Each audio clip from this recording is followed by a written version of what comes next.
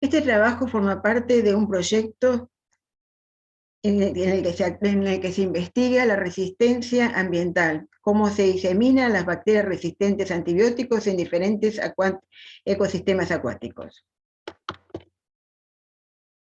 En la diseminación de la resistencia nosotros tenemos dos reservorios importantes, el hospitalario y la cría de animales. La cría de animales se diseminan bacterias hacia los alimentos y hacia las aguas donde llegan los líquidos residuales de estos establecimientos. En los establecimientos clínicos o los centros hospitalarios, las bacterias también llegan al agua y llegan, digamos, a diferentes ecosistemas de aguas superficiales. En este trabajo nosotros nos vamos a enfocar en los centros de salud. Nosotros, las bacterias de los centros de salud, con diferentes grados de resistencia, con bacterias multiresistentes, llegan a la red cloacal acompañadas con concentraciones subinhibitorias de antibióticos, lo cual le aumenta la presión selectiva. Y estas bacterias de la red cloacal hospitalaria pasan a la red cloacal urbana y de ahí a las aguas superficiales. En las aguas superficiales nosotros consumimos el agua de bebida y también muchas personas se exponen en la realización de actividades recreacionales. El objetivo de este trabajo fue determinar el grado de resistencia bacteriana en diferentes ecosistemas como los efluentes hospitalarios, efluentes cloacales y la costa del Río de la Plata, más específicamente diferentes tipos de balnearios. Para eso se determinó la prevalencia de bacilos gram negativos resistentes a antibióticos. Tomamos muestras en un hospital pediátrico, de los líquidos residuales de un hospital pediátrico y de un hospital de cuidados agudos. Se tomó muestras, se trabajó con muestras de líquidos cloacales sin tratar antes de llegar a la planta de tratamiento y de un balneario Berazategui. Para determinar la prevalencia de bacilos gram negativos se sembró en agar violeta rojo viris lactosa con y sin antibióticos. Los antibióticos usados fueron ceftriaxona, ceftazimida, imipene, meropene y colistina. Estas colonias que crecieron en estos medios con antibióticos, fueron aisladas y se les realizó un antibiograma por difusión. Aquellas que dieron multiresistencia y que fueron resistencia a determinadas cefalosporinas, se les determinó la detección, se detectó las beta-lactamasas desde el punto de vista fenotípico, utilizando los discos de ácido clavulánico, de borónico y de hecta. A estas colonias que se les había determinado, se les había hecho la detección fenotípica, se les hizo la detección genotípica por PCR. Entonces, como resultados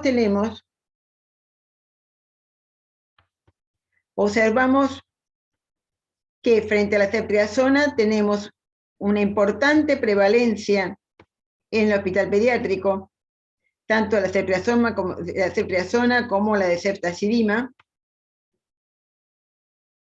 Más baja la resistencia a carbapenemes.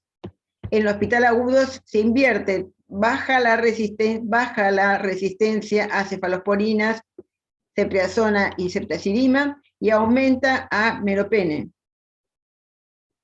Vemos que con respecto al balneario hay una resistencia importante con respecto a ceftriaxona, no tanto a ceftazidima, ni con respecto a imipene ni meropene. A nivel cloacal vemos también una resistencia con respecto al cloacal, con respecto a las dos cefalosporinas. Podemos ver que el 80% de las bacterias en los efluentes hospitales eran multiresistentes y un 20% fueron productoras de beta-lactamasas en la detección fenotípica. también podemos observar que en el efluente cloacal el 75% eran multiresistentes y un 25% son productoras de beta-lactamasas. Estas son algunas de las beta-lactamasas detectadas en Escherichia coli, Calígenes fecalis, en el efluente hospitalario,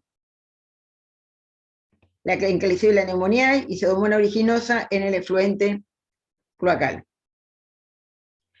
Nosotros podemos ver, de acuerdo a estos resultados, que los centros hospitalarios